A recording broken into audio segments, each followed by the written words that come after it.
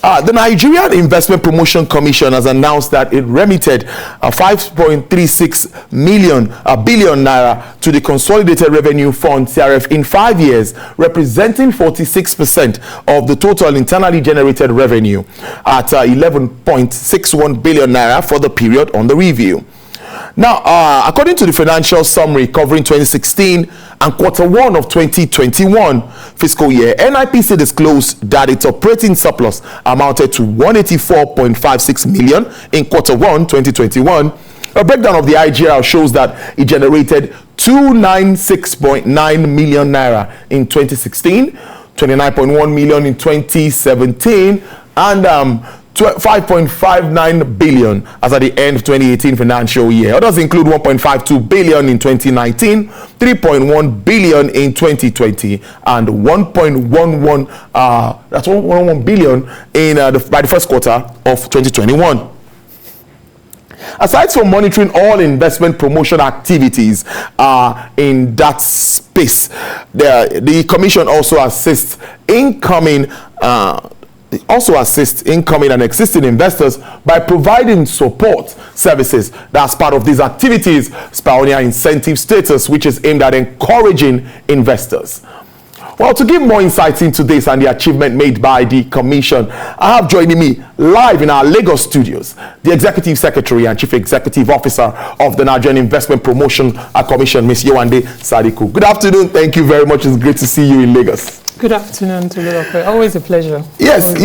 Reading out those figures, I was almost getting it mixed up. But let's start with the breakdown of the remittance of 5.36 billion from your office to the Consolidated Revenue Fund. Take us through this computation of the details of these figures. Okay. Thank you. I'd first like to start by saying that NIPC's core mandate of investment promotion is not by default a revenue generating activity. So we're not a typical revenue generating agency. And if you think about the numbers that NIPC has put out and put it in the context of, say, a recent disclosure by the Nigeria Customs Service of almost 800 billion naira generated in 5 months, you know, we're a small agency in comparison. Nevertheless, we generate some IGR. The bulk of it comes, as you said, from processing Pioneer Status Incentive. And the report we put out looks at how much was actually generated by NIPC in 2016, 17, 18, 19, 20, and then the first quarter of 2021. And as you rightly mentioned, it was in 2018 that we generated the bulk of NIPC's, or the highest amount that NIPC has generated actually ever. 5.59 billion naira. That came as a result of the backlog from Pioneer Status applications that had been placed on an administrative suspension for 2 years prior. So the amount that was generated in 2018 is unusual in that sense. Over the 5 years and a quarter, NIPC's average IGR came to 1.93 billion. Over the 5 years and a quarter. So that's probably more like what NIPC is likely to generate going forward. But this is related to Pioneer Status. Over the period, Pioneer Status accounts for 96% of NIPC's revenue. In banking, we would say that NIPC's IGR is very lumpy because it is dependent on one large source. But that's not unusual because, as I mentioned, NIPC's bread and butter business of investment promotion is not by default a revenue generating activity. In many countries, it is regarded only as a public good, with the investment promotion agency not required to generate revenue, but fully funded by government. Sometimes, you know, in some countries, funded many years in advance to enable planning and the like. That's a good way to start, giving that overview so that people understand where we are coming from. But I'm not looking at the target for another, say, next year report, or let's say another 5 years and timeline. What do you think? What are your projections? So based on the government budgeting cycle, we've actually just prepared forecasts for 2022, 23, and 24. So we're required about this time of the year to prepare a forecast for 3 years going forward. And across those 3 years, NIPC's average IGR will be in the region of about 1.6 billion. The bulk of it still coming from Pioneer Status. 1.6 billion, but we've clocked half of the year and we know what's been happening, particularly with regards to investments and all that. How would you assess, let me start this with the investment climate at the moment? So 2020 obviously was a difficult year because of COVID-19 and all of it. 2021 is expected to be better than 2020, simply, if nothing else, because we're all learning to cope better with the realities of COVID. It still affects investor interest. We now have to deal, in addition to that, with, in Nigeria now, I mean, a lot of the commentary that investors give us is around security. It's not a comment we get from foreign investors, it's a comment we get from domestic investors as well. And then the usual comments that investors mention. Nigeria's investment prospect, in my view, and I mean, in my time in NIPC, the more I look, the more clearly I almost see that Nigeria's Nigeria's capacity to generate investments is real.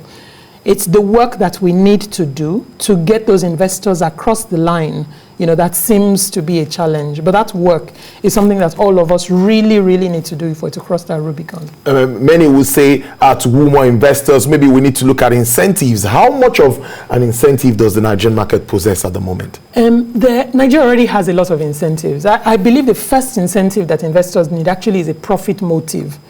The fact that you can make a profit, you can operate profitably in an environment is the first incentive you need.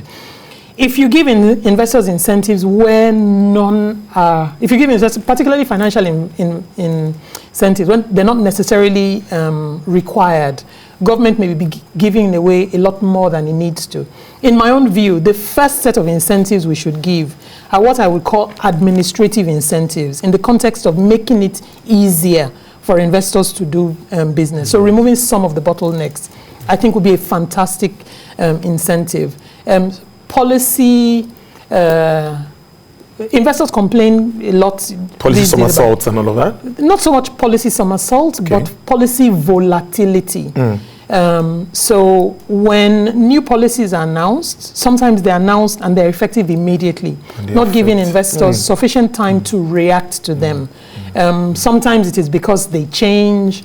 For direct investors who form a big part of what NIPC focuses its efforts on, because they break ground, because they're the ones that build factories, because they usually have a long investment horizon. So quick policy changes generally don't give them the capacity to react quite as dynamically, for instance, as portfolio investors would. Portfolio investors don't like sudden changes either, because investors the first thing investors trade on is confidence. Yes. Confidence in a market, confidence in the stability of the policies and the like. But for direct investors, it is even more so. Now, one thing, you already touched on it, and that's issue of security, and is really damping investors' confidence. We see what's happening in the stock market and everywhere. Investors are sitting on the fence, like some will say. What effect do you think this will have? Should we say maybe is it short term, medium term, and long term? Because as it is, we are yet to get ahead when it comes to addressing all of these challenges. So I'm not an expert on security. Of course, I know that. I'm an investment banker. But investors, Nigeria is one of those markets that investors must keep their eyes on. It's conversion that will be difficult if these challenges are not addressed. And the longer it takes for the challenges to be addressed, the more likely investor interest, because capital at the end of the day is limited, that investor interest may shift. But because of the reality of the size of the Nigerian market, I believe that investors will always keep an eye on Nigeria, even if they don't make a decision to invest now. They will always have us in their sight. I believe that. Well, but the new initiatives, I'm sure, will be also in the offering, talking about how you can promote investment, maybe revenue generation. Are you thinking, what are you thinking of doing to improve what is on ground? So we've discussed, in the context of NIPC, we've discussed a number of revenue generating activities. Okay. And in the last 5 years, we've worked on improving NIPC's capacity to put in place the building blocks of revenue generation activities. But I think for some time to come, because of the nature of investment promotion, I don't think that NIPC should be regarded as a revenue generating agency at all. I think it should be, I would like it to be better funded by government, but I'm sure many government agencies would say the same thing, that they'd like much better funding. But for the funding that we get in the context of the IGR that NIPC generates, I think it's important to demonstrate, one is prudence, and two is accountability in what we do with the money and how we account for it, which is why we put out the report that we recently did. Yes, this transparency and all of that. People can see what is happening. Absolutely. Now, what other collaborations are you making? Sister agencies, state government? What updates do you have for us with regards to that? So we recently had the formal launch of the Book of States, which we worked on with the Nigeria Governors Forum. We're working currently with FIRS. We believe that the Pioneer Status Incentive, popular as it is due for reform. And we thought it was important to do that work with a number of relevant government agencies. So FIRS and NIPC have been working on that for a while. We're also currently working with NEPSA. We would like more visibility around the special economic zones that Nigeria has, what each one of them is focused on, what state they're at in terms of readiness for investors, just to increase the visibility of special economic zones as an outlet for accelerating, investors' interest in participating in Nigeria. So those are the two big things that readily come to mind with FIRS and with NEPSA. But I believe very strongly that given the nature of NIPC's mandate, the agency can only succeed if it collaborates with as many government agencies as possible at the federal or state level. And you're looking at making that happen, right? Absolutely. I also want to stay with a little bit on the states of states. At this time where we just got a news in that some states can't even pay minimum wage, they're trying to half up pay for staff, even for political office holders. All of these opportunities identified in all of these states, are governors taking advantage of all of this? Because we need to actually move away from, some would say, feeding bottle approach, going to Abuja and getting funds and all of that. How well are they taking advantage of investment opportunities there in the states? So if I speak in the context of my own engagements with the governors individually and as a body, I believe there's a consciousness of the fact that economic activity needs to improve in the states. But there is plenty of work to do in that regard. Investment attraction is not a single day event. You almost need to do it in layers. The same way you and I learn any subject. You will not get a doctorate on day one. You start in nursery, primary, and you layer it. So it's the same thing with investment promotion. It's the foundations of the building blocks that governors need to put in place. It's also the collaboration between governors and the federal, because as autonomous or as much as governors have the capacity over many things in their states, when an investor comes, the investor starts by saying they're coming to Nigeria, yes, although ultimately they're going to go to a state. I encourage in my engagements with the governors that it's important that we will only be, they say you're only as strong as your weakest link. So it's important to us at NIPC that all states have equal capacity or improved capacity at the very least for investment attraction.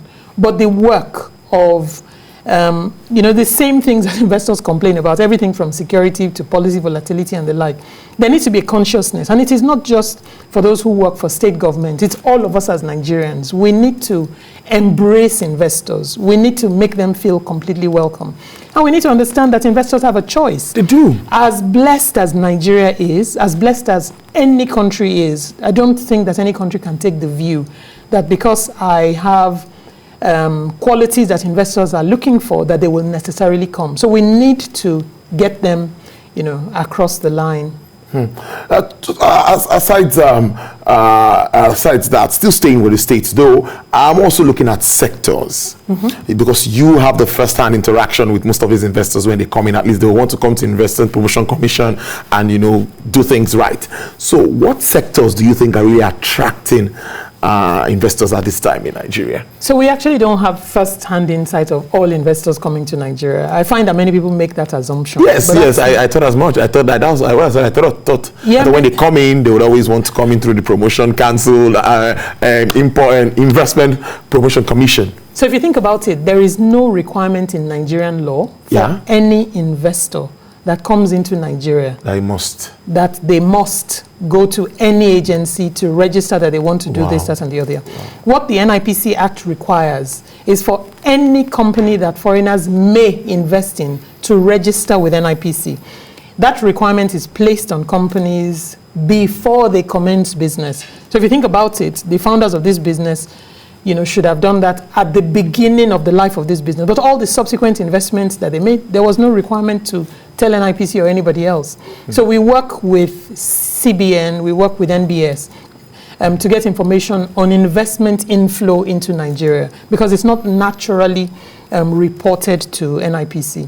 In relation to policy, to sectors, I always say to people that we're not sector experts per se, nor do we make policies in relation to sectors. Policies are written by ministries, but we then do our best to disseminate that information to investors. Agriculture represents a material part of Nigeria's GDP, 23% I think a better connection of agriculture to industry will help improve Nigeria's economic place. And it's about adding value, it is preserving, it is processing. Not that there's we need to do the full spectrum from primary products to value-added products. Each one has its own place. Because of where we are, in the context of one is unemployment, two is educational levels. We have a large number of unskilled labor. So farm work, light manufacturing are also important sectors. And light manufacturing, I would say largely the textile industry. The amounts that are invested in these sectors from company to company are not as large as you would get, say, for an oil and gas investment. But the job creation impact is much larger. So when we look at sectors, I actually like to take attention away from the value of the investment to the job creation impact. Some sectors will create a lot more jobs than others, even though they may not be as high value jobs. But because we have a need for high value jobs and we have a need for low skilled jobs, we actually need to be attracting investments across the entire spectrum. That's agric. What about ICT and all of that? Are we also saying? So Nigeria's knowledge capital is considerable. And the advantage of ICT is that we have a lot of young people. Actually, I wouldn't call it ICT. I would call it the tech-enabled ecosystem. Because we have a lot of young people who are more digitally native than you and I are. The challenges that we face across many aspects of life in Nigeria, they actually see as opportunities for using technology to bridge that gap. So the digital economy in that sense is one where Nigeria also has almost a natural competitive advantage, because we have young people that are, and we see it in a lot of the reports that speak to how much has coming to startups. A lot of them fall in that tech-enabled ecosystem. So it leverages Nigeria's youth capital. It also leverages Nigeria's entrepreneurial energy. And for some reason, Nigerians seem to be blessed in abundance with that. Blessed in abundance. We're wrapping up. Very interesting discussion here. And wrapping up this, I'm looking at post-COVID-19. What are you thinking? What kind of recovery do you see for the investment space? Let me ask it that way. Is it a gradual one, or how well do you see things picking back and getting to normal? I think the global expectation is that recovery post-COVID will be gradual. As we get more comfortable, as more people are vaccinated, and as herd immunity is built, not just in one country but globally, because we've come to see that what affects my neighbor affects all of us. But it is also important in Nigeria that we realize that in the years where the needle has been moved the most in attracting investment to Nigeria, whether it is in terms of the value of the investments or the job creation impact of the investment, it is because government policies have stimulated investment in that regard. So when telco licenses were sold, a lot of capital came into Nigeria. When the banking reforms happened, a lot of capital came into Nigeria. When oil and gas assets were sold to domestics, a lot of capital came to Nigeria. Yes. So it's important that there are government policies that similarly move the needle almost as dramatically. And it's important that there is coherence across what all government agencies are doing, are saying, and the kind of feedback that government agencies are giving to investors. Investors will hear me speak, hear government agencies speak, and take one thing from it. But what they take the most from is how we actually treat other investors when they have challenges and the like. Well, it's a good way to leave it. An impressive report here. I must commend you. Transparency and the openness, letting everybody see what's playing out at the NIPC. We wish you all the best. What more do you have to say to Nigerians? You always try to catch me. Yes, I always like to do that. Yes, because you know, very interesting conversation here, highlighting all of this and prospects for our country, despite the fact that we still look at all of the ugly things happening behind. I am a shamelessly patriotic Nigerian. You know, I believe in Nigeria Inc. and what is possible from Nigeria Inc. But I charge all of us as Nigerians. This work is not one person's. True. A lot of the challenges we're facing now did not start on one day, so they will not be resolved on one day. They say that if you want to sit under a shade, you should have planted a tree 20 years ago. The next best time to do it is now. The best you will see now will be green shoots. But so long as there's certainty that we're rowing in the right direction, those green shoots should be sufficient. But all of us need to make those green shoots happen. I don't think we can leave it to any person, any single person. You see how good I was able to get that out of you. Thank you so much, Ms. Yewande Sadiku, Chief Executive Officer, Executive Secretary, Nigerian Investment Promotion Commission, NIPC. Thank you very much for joining us live in the Lagos studio. Hope to see you soon. Thank you. Thank you very much for having me. All right.